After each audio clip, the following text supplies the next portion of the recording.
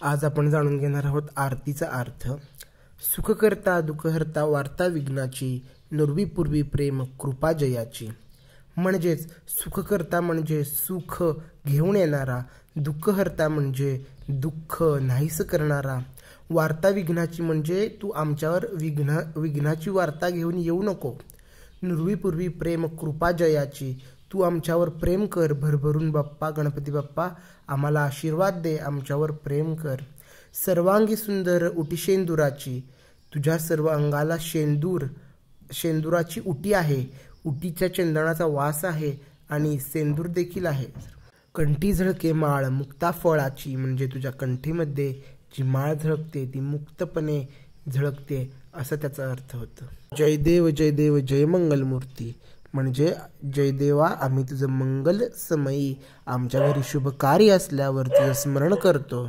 दर्शन मात्रे मान कामना पूर्ती, तुझ्या दर्शनाने फक्त दर्शनाने आमची सर्व कामे पूर्ण होतात। रत्न खचित फरा तुझ गौरी कुमरा, चंदनाची उटी कुमकुम केशरा, तू रत्नांनी भरलेला आहे, रत्नांनी खचित आहे असं यामागे म्हणण्याचा अर्थ आहे।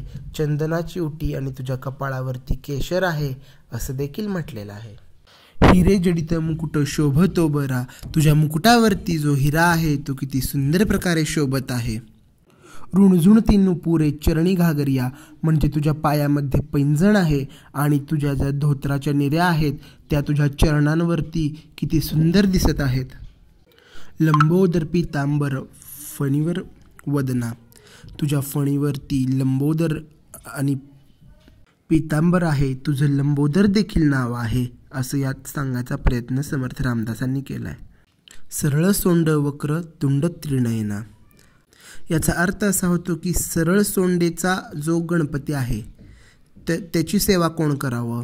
ज्या गणपतीला डाव्या बाजूला सोंड आहे ती असते रिद्धी आणि ज्या गणपतीची उजव्या बाजूला सोंड असते ती असते सिद्धी। मग आपल्याला रिद्धीसाठी पूजा करायची, म्हणजे आपल्याला संसार सुखाचा व्हावा म्हणून पूजा करायची, म्हणून नेहमी आपण डाव्या सोंडेचा गणपती आणतो। ज्या व्यक्तींना सिद्धी प्राप्त करायची आहे, संन्यास घ्यायचा आहे, असे लोक उजव्या सोंडेच्या गणपतीची पूजा करतात। त्यामुळं हे असं समर्थ रामदासांनी म्हटलेलं आहे। दास रामाचा वाटपा आहे सदना, ह्या सदनामध्ये दास रामाचा म्हणजे समर्थ रामदास वाट पाहत आहेत। संकटी पावावे निर्वाणी रक्षावे सुरवर गजवदना, म्हणजे संकटाला पाव तू आमच्या असंच त्यांनी म्हटलेलं आहे।